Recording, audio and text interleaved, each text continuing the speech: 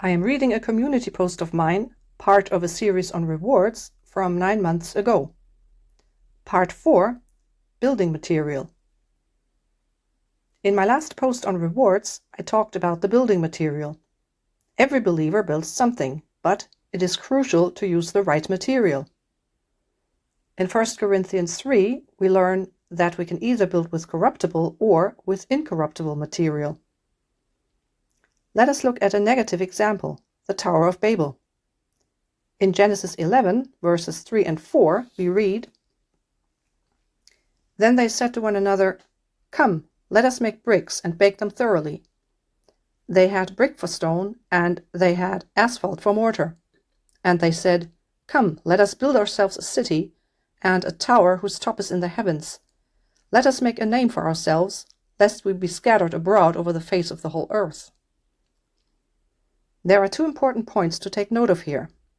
Number 1, it is expressly mentioned that those who built the tower used brick instead of stone and asphalt for mortar. What is the significance of that?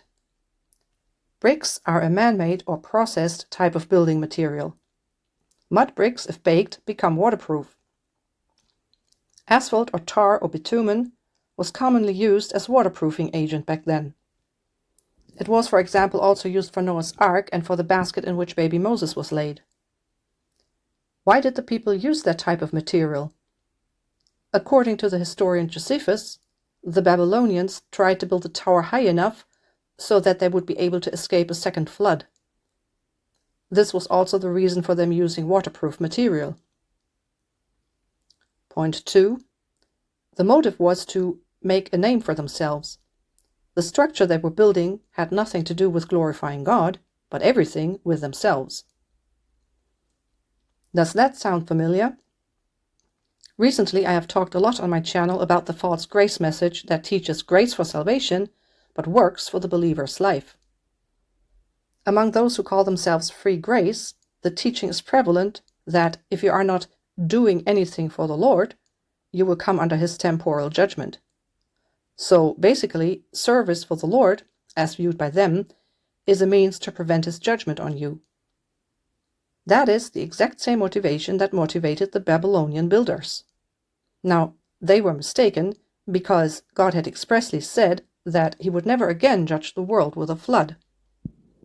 The so-called free gracers are equally mistaken because Jesus bore our judgment once and for all.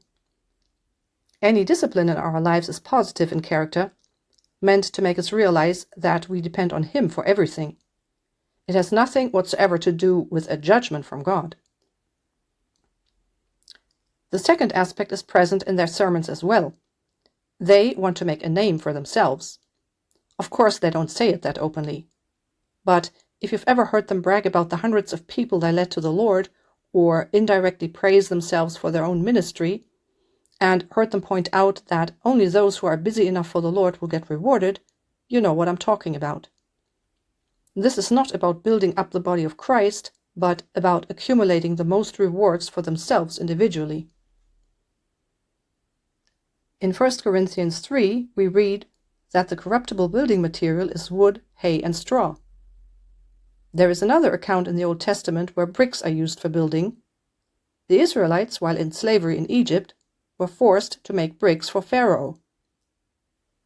After Moses had appeared the first time before Pharaoh, demanding they be let go, the taskmasters heightened the workload by demanding they now had to gather their own straw for making the bricks.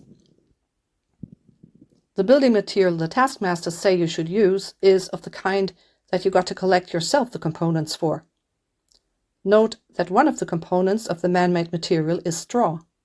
Straw, as listed among the corruptible material in 1 Corinthians 3. Note also that Pharaoh judged the Israelites as being lazy. Sound familiar? That is always the accusation of the hard taskmaster, who many confound with God. But what had God planned for them? A feast. Compare that also to the parable of the prodigal son, where the older brother preferred to work in the field instead of having a feast. He did not understand his father's heart, and he accused his younger brother. But staying in the Old Testament, what is the building material that God approves of? And what does he want to have built? God wanted to have altars built. The altars were for sacrifices, which were a means of worship and of propitiation for sins. The main building material for altars were stones. Stones are a natural material provided for by God, the Creator. In Exodus 20, verse 25, we read, "And if you make me an altar of stone, you shall not build it of hewn stone, for if you use your tool on it, you have profaned it." Note that those who built the altars were by no means supposed to shape the stones. They were only supposed to use the material provided to them by God just the way they found it.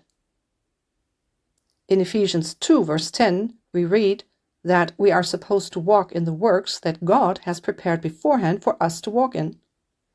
We are not supposed to produce our own building material, neither to bake bricks, nor to run around and gather straw. Anybody who demands we do so is a hard taskmaster, but not our God. The gold, silver, and precious stones are the incorruptible building material provided for by God. We do not have to build in order to escape God's judgment. Jesus bore it for us completely. Neither is it our motivation to make a name for ourselves. We want to worship the Lord and build up the body of Christ.